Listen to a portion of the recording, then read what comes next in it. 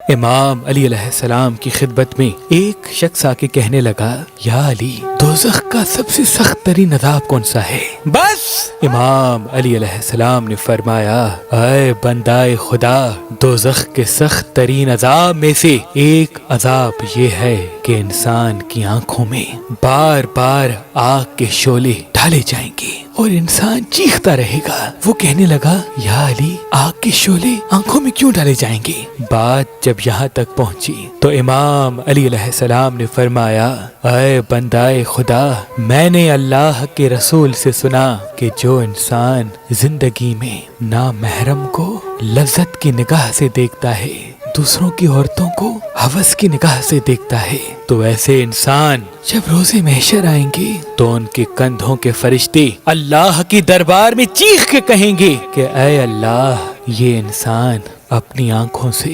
نامحرم کو لذت کی نگاہ سے دیکھتا تھا، دوسروں کی عورتوں کی عزت نہیں کرتا تھا، اور یوں ان کی سزا یہ ٹھہرے گی کہ اب ہمیشہ ان کی آنکھوں میں وہ آگ کے شعلے ڈالے جائیں جو زمین کی آگ سے 70,000 مرتبہ تکلیف دہ ہے، اور یوں وہ نامحرم کو دیکھنے والا چیختا رہے گا، روتا رہے گا اور افسوس کرتا رہے گا کہ کاش میں زندگی میں عورتوں کی عزت کرتا، نامحرم کو گندی نگاہوں سے نہ دیکھتا۔ سینکڑوں سال پہلے اللہ کے ولی حضرت شاہ شمس تبریز سبزواری رحمت اللہ علیہ رمضان کی آخری راتوں میں مور پنکھ پہ خاص وظائف اور اسم اعظم دم کر کے اپنے عقیدت مندوں کو دیا کرتے تھے کہ وہ یہ مور پنکھ اپنے گھروں میں رکھیں۔ اللہ کے فضل و کرم سے نظر، حسد، تعویذات اور نحس طاقتیں ان کے گھر پہ کبھی اثر نہیں کریں گی، اور کاموں میں جو الجھن ہے وہ اللہ کے کرم سے ختم ہو جائے گی۔ اس رسم کو قائم کرتے ہوئے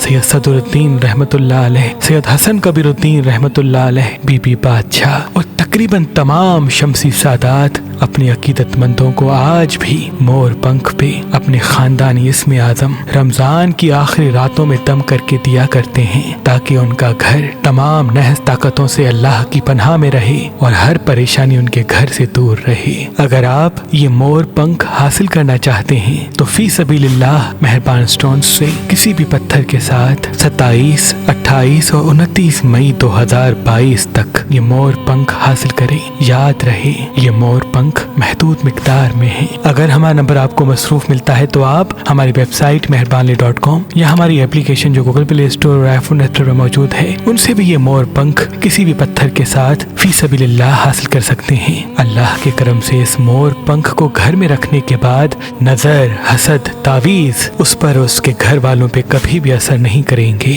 اور کاموں میں جو رکاوٹیں ہیں وہ بھی ختم ہو جائیں گی، انشاءاللہ۔